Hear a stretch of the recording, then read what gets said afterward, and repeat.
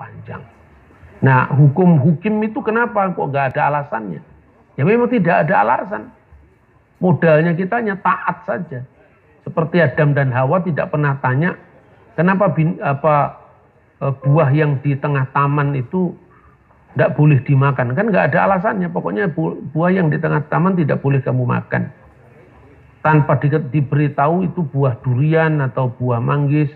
Kenapa durian tidak bisa dimakan? Misalnya mengandung kolesterol. Ini tidak ada seperti itu. Artinya ya memang kamu taat apa tidak. Nah itulah. Maka kemudian para ahli Yahudi sendiri mencari jawaban. Salah satunya Philo dari Alexandria, itu dari orang Yahudi Helenik, yang mengatakan babi itu tidak boleh dimakan bagi orang Israel karena dia adalah daging binatang yang paling enak di seluruh muka bumi bagi mereka yang memakannya. Kenapa lah orang Yahudi itu di tengah-tengah Eksodus saja mereka pada berkeluh kesah, bersungut-sungut. Mereka tidak punya jiwa merdeka sehingga mereka diputar 40 tahun di padang gurun. Karena apa? Mereka yang dibayangkannya adalah kendi-kendi yang berisi daging. Nah kalau daging kambing aja betapa nikmatnya, apalagi daging babi bukan hanya 40 tahun, itu bisa 80 tahun lagi. Katanya Philo dari Alexandria. Ada yang mengatakan setiap anak laki-laki pertama sulung itu dipersembahkan kepada Tuhan, baik manusia maupun binatang. Nah kalau yang sulung harus dipersembahkan kepada Tuhan, sapi punya anak 2 atau 3 itu menandai kesulungannya mudah. Tapi kalau babi anaknya belasan, bagaimana menandai kesulungannya? Makanya babi dilarang. Inilah jawaban dari orang Yahudi sendiri.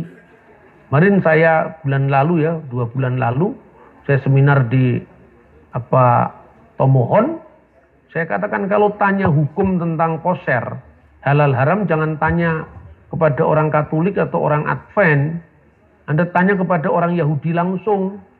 Makanya di Israel itu ada aturan yang disebut Seva Misfot Bini Noah. 7 hukum bagi Bani Nuh.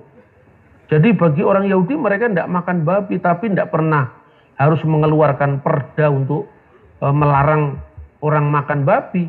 Bahkan di Israel itu sangat demokratis. KFC yang berwarna merah itu ditulis low kosher, tidak halal. Karena di sana ada misalnya burger itu kan memasak daging di susu induknya, itu nggak boleh dimakan bagi orang Yahudi. Tetapi bagi orang bukan Yahudi ya boleh.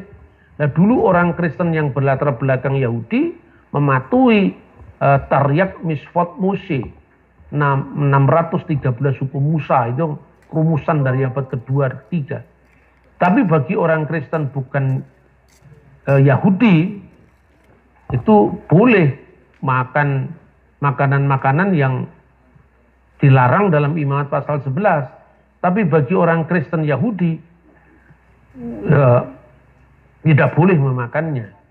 Nah lalu bagaimana kalau orang Advent itu Kristen tidak makan babi? Ya tidak apa-apa. Karena mereka memilih jalan Yehudim, tapi menjadi salah kalau mereka mengejek gereja Toraja yang makan babi kan itu kan. Jadi artinya kehidupan demokratis seperti ini ditanamkan dalam hubungan Goyim dan Israel tidak hanya di zaman Alkitab. Sampai hari ini kalau KFC berwarna merah itu ditulis low kosher. Tapi kalau KFC berwarna biru itu ditulis kosher, pasti tidak ada burger susu dimakan sama daging, tidak ada. Tapi itu berdampingan. Tinggal Anda pilih mana, pilih yang merah atau pilih yang biru. Nah ini mungkin bisa sering kita ulang-ulang ya, untuk model bagaimana kita berinteraksi dengan agama lain.